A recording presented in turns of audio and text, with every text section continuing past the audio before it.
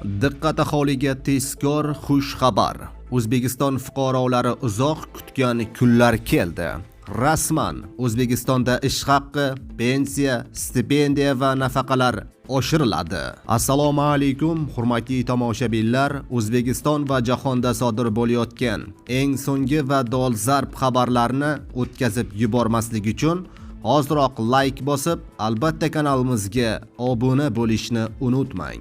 Ushbu yangilikdan barcha O'zbekiston fuqarolari bizning kanalimiz orqali birinchilardan bo'lib ko'rishlari uchun albatta 1 daqiqa vaqtingizni ayamasdan like bosib qo'ying. Diqqat qiling, ish haqqi, pensiya, stipendiya va nafaqalar miqdori oshirilishi to'g'risidagi prezident farmoni bugun 23-iyun kuni qabul qilindi. Farmonga ko'ra 2026-yil 1-iyuldan boshlab pensiya va nafaqalar hamda ijtimoiy reyestrga kiritilgan oilalarga bolalar nafaqalari va moddiy yordam to'lovlari miqdori 7% ga oshiriladi.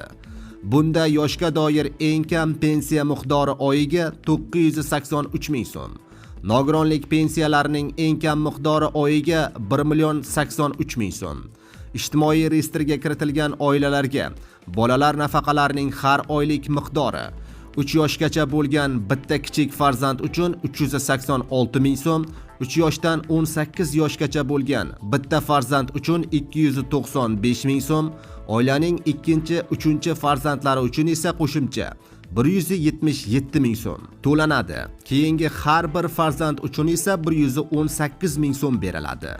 Ijtimoiy reyestrga kiritilgan oilalar uchun moddiy yordamning oylik miqdori 450 ming so'mga yetdi.